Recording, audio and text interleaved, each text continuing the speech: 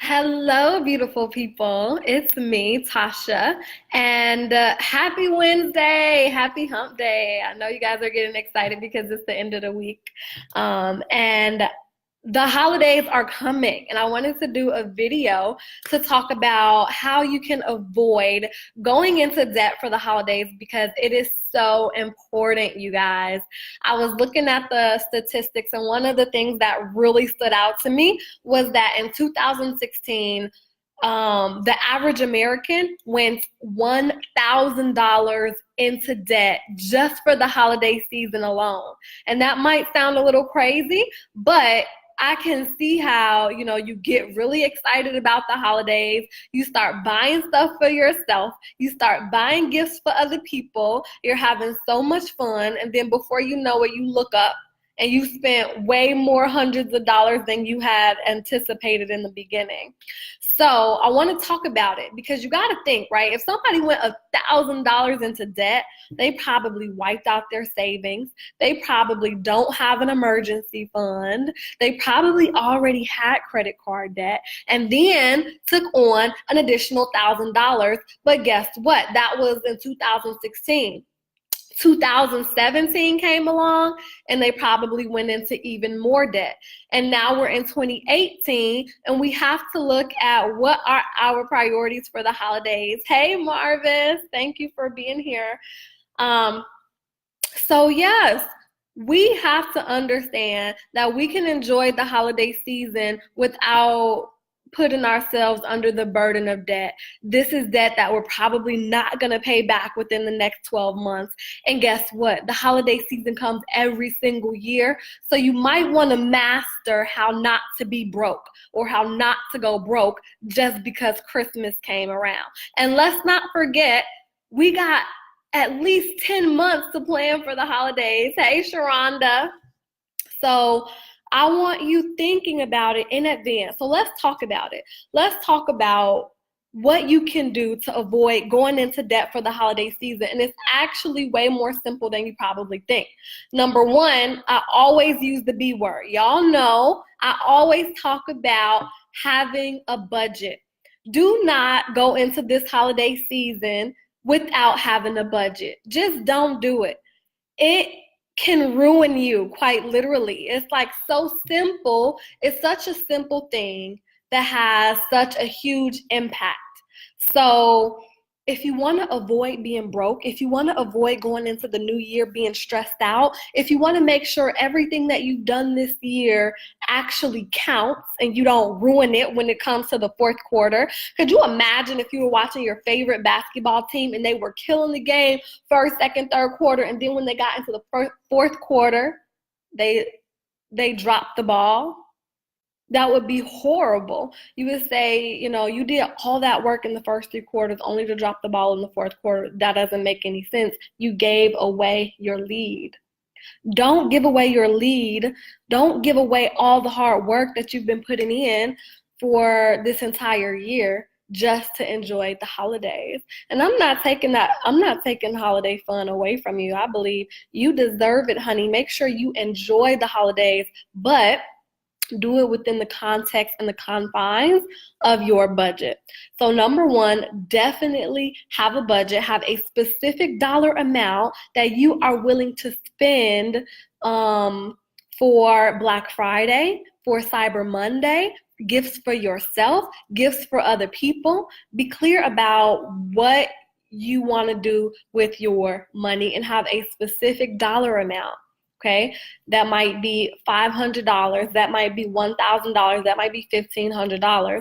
Whatever it is, set something that's going to work for your budget. Number two, have a game plan. You should be writing down the stuff that you want and the stuff that you need, because if you are not clear about what you want and what you need, honey, you are going to get into those stores, and marketers, it is their job to get you to pick up stuff from the store and put it in your basket. It is their job to get money out of your pocket and into their registers. And guess what? They know how to do their jobs well. But when you come with the list, when you already know what you want, when you already know what you want to spend your money on, then you are doing your job. making sure that you keep your hard-earned money in your pocket and that you're spending it on things that are going to make you happy, not spending it on things that are just going to make other people rich, okay?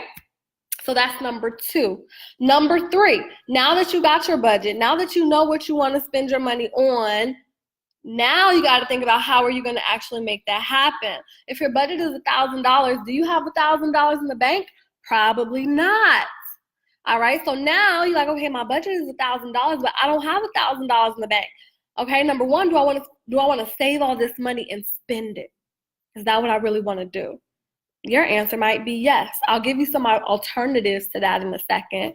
But yeah, so look at how much your budget is versus how much money you have in the bank. And now you got to start making some decisions. How am I going to make sure that I have enough money to spend during the holiday season so that I'm not going into debt? Where do I need to cut back for the rest of October, November, and December? Where do I need to cut back? Do I need to take on some overtime? You know, make you $100 a day, however much you make a day. And, you know, from now until Christmas, every other week, take on a day of overtime. One day can make a huge difference in your budget. And that's the power of being proactive, because now you already see what it is that you need to do to make sure that you're not going into debt. You already have that set up. You already can see what's going to be necessary for you to be able to reach your holiday goals. So if you need to do some overtime, plan that now and do it when you want to do it versus when you need to do it. When you're being proactive, it feels good.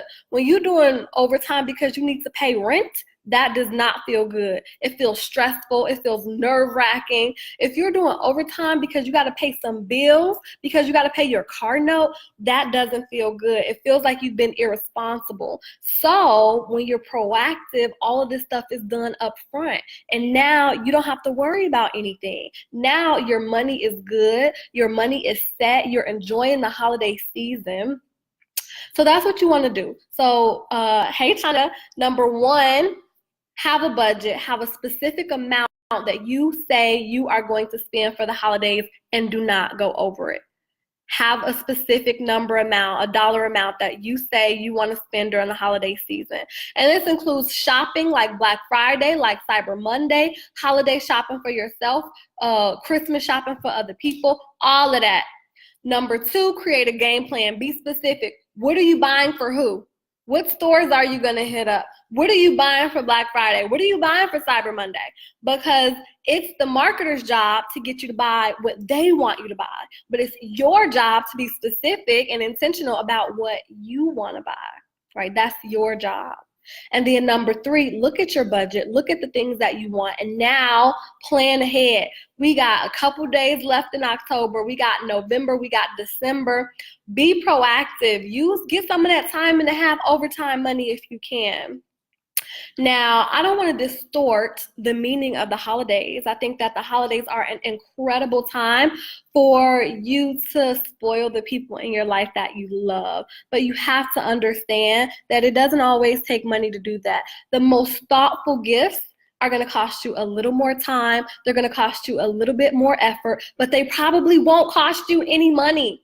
Could you imagine how many people are out there longing for some physical touch, for some affection, for some words of affirmation? Pull out the 5 love languages book and look at what are people's love languages. If somebody's love language is words of affirmation, they probably aren't going to care if you go buy them a gift. So now you done spent some money when really they wanted to know how important they are to you, right? You know, somebody's love language might be physical touch when all they want is a hug or a massage, if that's appropriate, you know, holding their hands or giving them. You know how many people in our society are deprived of physical touch and are like dying to be hugged, dying to have some type of physical contact. Their mothers don't hug them. Their fathers don't hug them. It's not something that they do in their families. It's not accepted in our society. But you go buy them a lotion set that means nothing to them. I'm sure they're going to appreciate it, but what they really wanted was a hug. Or you go and you get your best friend who's a mom, you get her something she thinks she would like, but what she really wanted was for you to take the kids for a couple hours so that she can get some time to herself.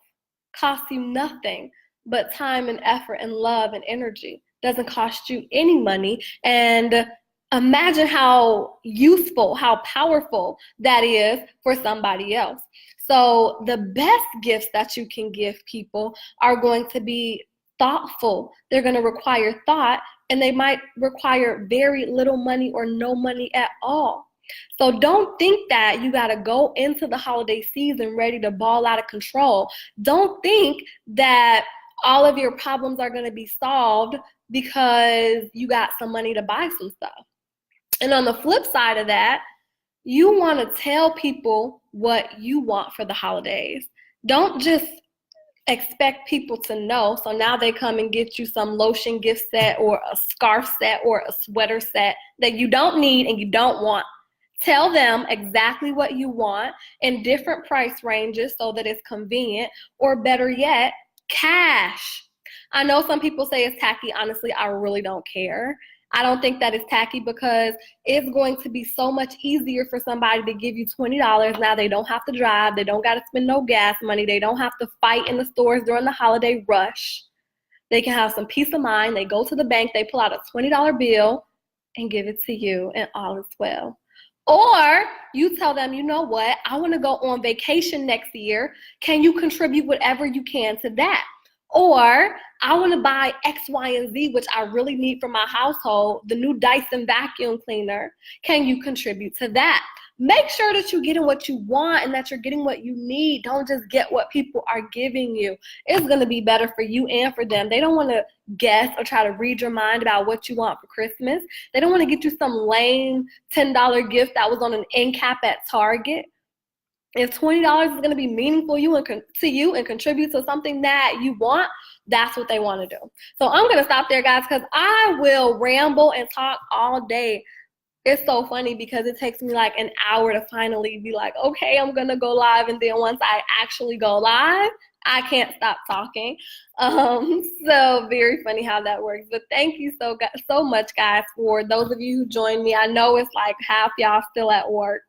But for those of you who weren't able to make it, I hope that this was really beneficial and useful for you. I know for a fact that if you start thinking about this, if you start being intentional about it now, it is going to make a difference in your money come New Year. You're going to have more money in your bank account as a result of these 3 simple things.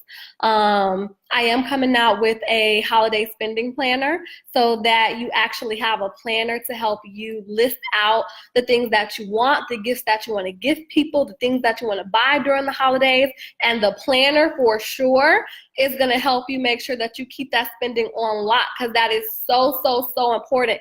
Thank you so much, Shanetta. Keep the spending on lock. Now, do enjoy yourself for the holidays, but understand that there is so much more to it than just money and spending. And when you can create a budget, when you can be intentional, you are going to enjoy it so much more. You're going to have a much better New Year, and the people around you are going to have things that they actually want. They're going to get thoughtful gifts instead of just stuff that you just picked up. So thanks, guys. Hey, Franz, you're going to have to watch the replay. We are headed out, but I love you guys. Thank you so much. As always, I'm your sister in finance, and I will talk to you later. Mwah. Bye.